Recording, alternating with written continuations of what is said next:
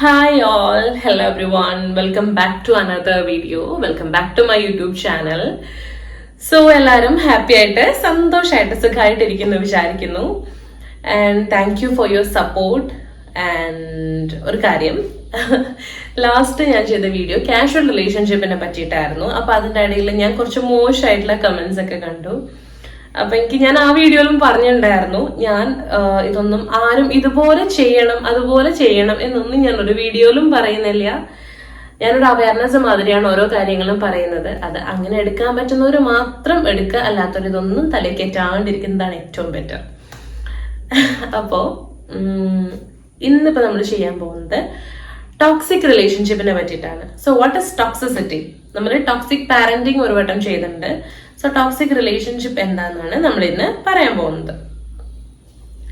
അപ്പോൾ നമ്മൾ എല്ലാ റിലേഷൻഷിപ്പിലും വഴക്കുകളും പ്രശ്നങ്ങളൊക്കെ ഉണ്ടാകും, കുഞ്ഞു കുഞ്ഞു സൗന്ദര്യ പിണക്കങ്ങളൊക്കെ ഉണ്ടാവില്ല, അതൊക്കെ നോർമലാണ്. പക്ഷെ കണ്ടിന്യൂസ് ആയിട്ട് എന്നും വഴക്കിടുന്ന റിലേഷൻഷിപ്പ് നമ്മൾ കണ്ടിട്ടുണ്ട്. ഇന്നത്തെ കാലത്ത് നമുക്ക് ഒത്തിരി കാണാൻ പറ്റും അങ്ങനെയുള്ള റിലേഷൻഷിപ്സ്. അപ്പോൾ it might be toxicity, toxic relationship. So എന്റെ പാർട്ട്ണർ ഒരു ടോക്സിക് പാർട്ട്ണർ ആണെന്ന് എനിക്ക് മനസ്സിലാക്കാനുള്ള ചില ലക്ഷണങ്ങളുണ്ട്, ചില സൈൻസ് ഉണ്ട്. അതെന്തൊക്കെയാന്ന് ഞാൻ പറയാം ആദ്യം. ഫസ്റ്റ് ഓഫ് ഓൾ, എനിക്കൊരു ഇമോഷണൽ സേഫ്റ്റി ഫീൽ ചെയ്യില്ല. അതായത് ഞാനിപ്പോ എൻ്റെ ഒരു ഫ്രണ്ടിനെ മീറ്റ് ചെയ്തു എന്നിരിക്കട്ടെ, ആൻഡ് അതൊരു മെയിൽ ഫ്രണ്ടാന്നും കൂടി ഇരിക്കട്ടെ, അയ്യോ അല്ലെ, മെയിൽ ഫ്രണ്ടാന്നും കൂടി ഇരിക്കട്ടെ. അപ്പോൾ എനിക്ക് ഞാൻ ആളെ മീറ്റ് ചെയ്തു, ഞാൻ ആളുടെ കൂടെ സെൽഫി ഒക്കെ എടുത്തു, ആൻഡ് അത് സ്റ്റാറ്റസ് സ്റ്റോറി ഒക്കെ ഇട്ടു, ഗ്രൂപ്പ്സിലേക്കൊക്കെ ഷെയർ ചെയ്തു, ബിക്കോസ് എൻ്റെ വെരി ക്ലോസ് ഫ്രണ്ടാന്ന് തന്നെ വിചാരിക്കുക. ആൻഡ് പക്ഷെ എൻ്റെ പാർട്ട്ണറിൻ്റെ അടുത്ത് എനിക്കിത് ഓപ്പൺ ആയിട്ട് പറയാൻ ഭയങ്കര പേടിയായിരിക്കും. ഇനി അഥവാ അതായത് ഒരു ഓപ്പൺ കമ്മ്യൂണിക്കേഷൻ എനിക്ക് ഗട്സ് ഉണ്ടാവില്ല. ആൻഡ് ഞാനത് എന്തുകൊണ്ടാണ് പേടിക്കുന്നത്? ഞാനത് പറഞ്ഞു കഴിഞ്ഞാൽ പിന്നെ എന്തെങ്കിലും ഒരു വഴക്കൊക്കെ വരുമ്പോ, അല്ലെങ്കിൽ ഇടക്കിടക്ക് ഇതിനെപ്പറ്റി ഞാൻ ഈ ഫ്രണ്ടിനെ മീറ്റ് ചെയ്തതിനെ പറ്റിയിട്ട് ഈ എന്റെ ടോക്സിക് ആയിട്ടുള്ള പാർട്ട്ണർ ഓവർ തിങ്ക് ചെയ്തുകൊണ്ടിരിക്കും. ഇത് ഫ്രണ്ട് തന്നെയാണോ, അല്ല ഇവര് തമ്മിൽ വേറെ വല്ല റിലേഷൻ, ഇങ്ങനെയൊക്കെ ചിന്തിച്ചുകൊണ്ടിരിക്കും. പിന്നെ എന്തെങ്കിലും വഴക്ക് വരുമ്പോ പിന്നെ സംശയമായി, ബഹളായി, പിന്നെ ഒന്നും പറയണ്ട.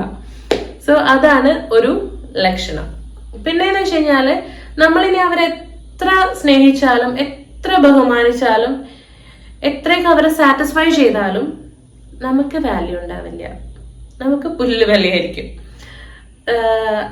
അത് വെച്ച് കഴിഞ്ഞാല് അവർക്ക് വേണ്ടുന്ന എല്ലാ കാര്യങ്ങളും ചെയ്തു കൊടുക്കായിരിക്കും. പലർക്കും ഒരു തെറ്റിദ്ധാരണയുണ്ട്, ഇപ്പോ നമ്മളെ വാല്യൂ ചെയ്യാത്ത ഒരു സ്ഥലത്ത് നിന്നിട്ട് പിന്നെയും അവരെ പരിപോഷിപ്പിച്ചുകൊണ്ടിരുന്നു കഴിഞ്ഞാൽ, അവരെ സ്നേഹിച്ചുകൊണ്ടിരുന്നു കഴിഞ്ഞാല് അവർക്കൊരു മാറ്റമൊക്കെ വരുമായിരിക്കും, അവരെന്നെ വാല്യൂ ചെയ്യുമായിരിക്കും.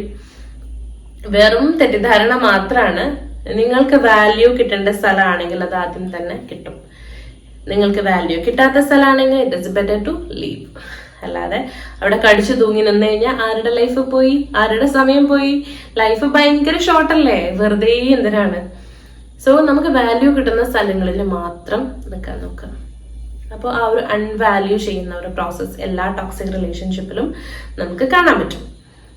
പിന്നെ ആ ഒരു പഴയ എന്നെ ഞാനിങ്ങനെ എപ്പോഴും ചിന്തിച്ചുകൊണ്ടിരിക്കും. അതായത് ഞാനൊരു ടോക്സിക് റിലേഷൻഷിപ്പിലായി കഴിഞ്ഞാൽ ഞാൻ വിചാരിക്കും, അയ്യോ ഞാൻ എന്ത് ഹാപ്പി ആയിട്ട് നടന്നിരുന്ന കൊച്ചാണ്, ഇപ്പൊ എനിക്ക് ആ ഹാപ്പിനെസ് ഒന്നുമില്ല, ഞാൻ ആകെ മാറിപ്പോയി, ഒന്ന് മനസ്സറിഞ്ഞ് ചിരിച്ചിട്ട് എത്ര നാളായി, ഇങ്ങനെയൊക്കെ ആയിരിക്കും നമ്മുടെ തോട്ട്സ് പോകുന്നത്.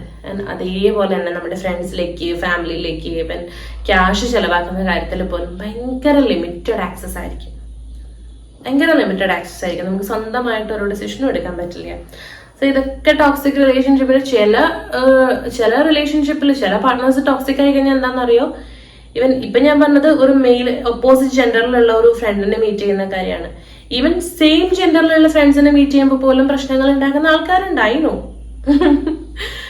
സോ ഇതൊക്കെയാണ് ഒരു ടോക്സിക് റിലേഷൻഷിപ്പിലാകുമ്പോഴുള്ള കാര്യങ്ങൾ.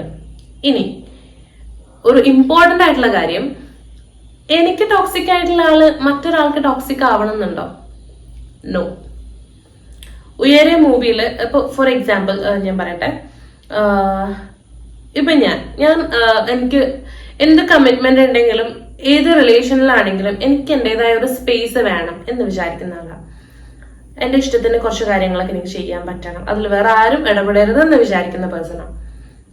അതേസമയം ഉയരെ മൂവിയിൽ പാർവതി തിരുവത്ത് പറയുന്ന പോലെ പെർമിഷൻ വാങ്ങിക്കുന്നതിന്റെ സുഖം തനിക്ക് അറിയാഞ്ഞിട്ടാന്ന് പറയില്ലേ, അതുപോലെ എനിക്ക് എൻ്റെതായ സ്പേസ് ഒന്നും വേണ്ട. എനിക്ക് എപ്പോഴും ആളെന്റെ പാർട്ട്ണർ പറയുന്ന പോലെ ഇരുന്നാൽ മതി, അതിൽ നിന്ന് എനിക്ക് അങ്ങോട്ടോ ഇങ്ങോട്ടോ മാറണ്ട എന്ന് വിചാരിക്കുന്ന ആൾക്കാരുണ്ട്. സോ ചിന്താഗതികളാണ്. അപ്പോൾ ഞാൻ പറഞ്ഞു വരുന്നത്, ചില ആൾക്കാർ ഇപ്പൊ എനിക്ക് ഒരു സ്പേസ് തരുന്ന ഒരു പേഴ്സണെയാണ് എനിക്ക് കിട്ടുന്നതെങ്കിൽ ആ റിലേഷൻ ഭയങ്കര ബ്യൂട്ടിഫുൾ ആയിരിക്കും. എല്ലാത്തിലും കയറി ഇടപെട്ട് ചളമാക്കി കുളമാക്കുന്ന ഒരു പാർട്ണറിനെയാണ് കിട്ടുന്നതെങ്കിലോ ഫ്ലോപ്പ് ആവും. അതേസമയം ഈ പെർമിഷനൊക്കെ വാങ്ങിക്കാൻ ഇഷ്ടപ്പെടുന്ന, എല്ലാം പറയുന്ന അതുപോലെ അനുസരിച്ച് പോകാൻ ഇഷ്ടപ്പെടുന്ന ഒരു ആൾക്ക് കുറച്ച് ഡൊമിനേറ്റ് ചെയ്യുന്ന ഒരു പാർട്ട്ണറിനെ കിട്ടിക്കഴിഞ്ഞാൽ ആ റിലേഷനും ഭയങ്കര ബ്യൂട്ടിഫുൾ ആയിരിക്കും. സോ എനിക്ക് പറയാനുള്ളത് ഇത്രയേ ഉള്ളൂ. ലുക്കിനെക്കാളും ജാതിനേക്കാളും മതത്തിനേക്കാളും ജാതകത്തിനേക്കാളും ഒക്കെ ചിന്താഗതികളുടെ തോട്ട് പ്രോസസ്സുകളുടെ വൈബ്രേഷൻസ് സെയിം ആണോ നോക്കുക. അൾട്ടിമേറ്റ്ലി അതാണ് നോക്കേണ്ടത്.